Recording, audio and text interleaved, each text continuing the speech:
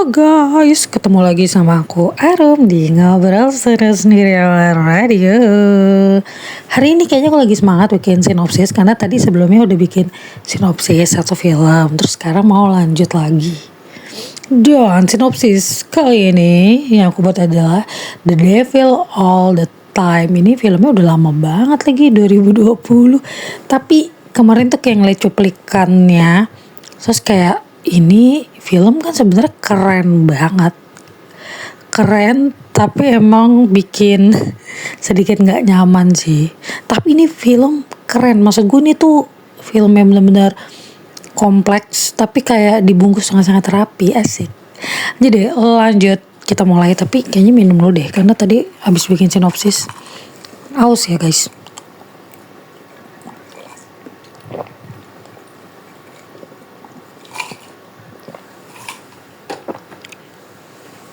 Oke.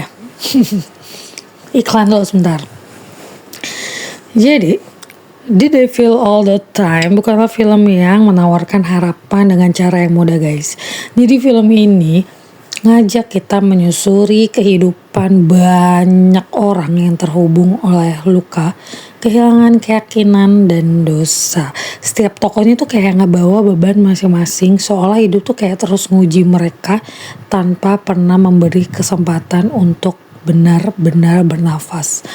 Jadi di film itu kayak bakalan banyak banget karakter, tapi nyambung dari satu karakter ke karakter lain. Makanya ini film tuh keren banget, tapi sedih banget.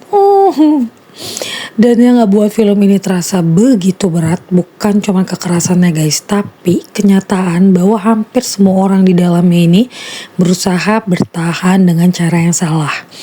Jadi ada yang berlindung di balik agama, ada yang menggunakan kekuasaan untuk memanipulasi, ada yang menjadikan trauma sebagai alasan melakukan kekerasan, dan ada juga yang cuman pengen kayak ngelindungin orang yang dia cintai. Jadi guys, bagi gue The Devil All the Time ini adalah potret tentang rumitnya manusia. Serumit itu guys manusia. Kalau kalian mau lihat gimana-gimananya, film ini kayak menceritakan kerumitan manusia. Jadi gak ada tokoh yang benar-benar hidup dengan damai di film ini. Mereka tuh kayak terus berputar dalam lingkaran penderitaan yang diwariskan dari satu peristiwa ke peristiwa lain. Sampai terasa kayak kejahatan dan kesedihan itu gak pernah benar-benar berakhir. Dan seperti yang gue bilang, film ini visualnya tuh emang kayak keras dan sering banget ngebuat nggak nyaman. Nggak nyaman itu guys, gue waktu nonton kayak kaget, yang ini kayak gini, yang itu kayak gitu, begitu guys. Namun di balik semua itu justru tersimpan kesedihan yang sangat dalam.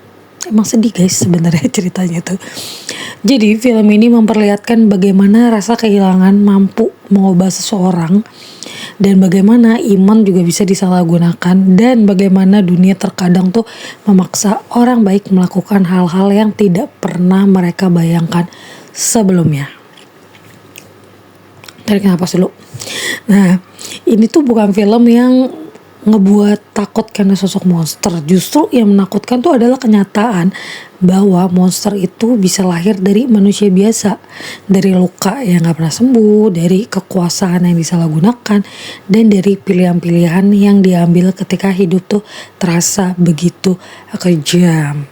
The Devil All the Time adalah perjalanan panjang yang melelahkan secara emosi guys. Jadi bukan karena ceritanya rumit untuk dipahami, kita bisa paham gitu, tapi karena setiap langkah ngebawa kesedihan baru. Nah saat film ini berakhir tuh yang tersisa bukan cuma tentang rasa tegang, kayak ada pertanyaan seberapa jauh seseorang bisa bertahan sebelum akhirnya berubah menjadi apa yang paling dia benci. Pokoknya The Devil All the Time menurut gue tuh judul yang pas banget sama film ini.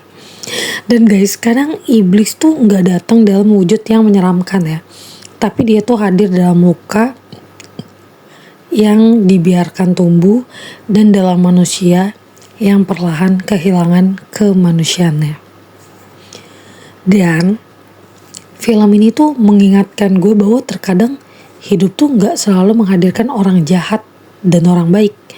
Yang ada hanyalah manusia yang sama-sama terluka lalu memilih jalan yang berbeda untuk bertahan. Jadi guys, kalau kalian mau nonton film yang sedikit kompleks tapi sebenarnya bisa banget dimengerti dengan visual yang bikin gak nyaman, sebenarnya ini filmnya oke banget. Tapi guys, dibalik semua adegan yang gak nyaman, ya jadi terasa banget bahwa film ini tuh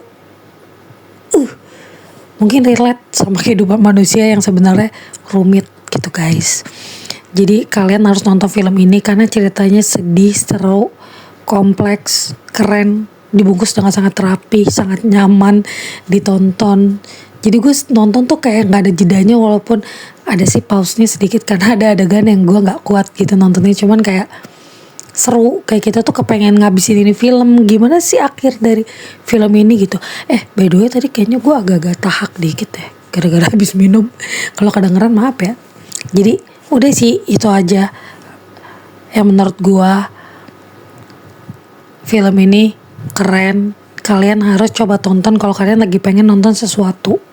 Oke? Jadi segitu dulu sinopsis untuk film ini. See you di sinopsis selanjutnya. Bye bye.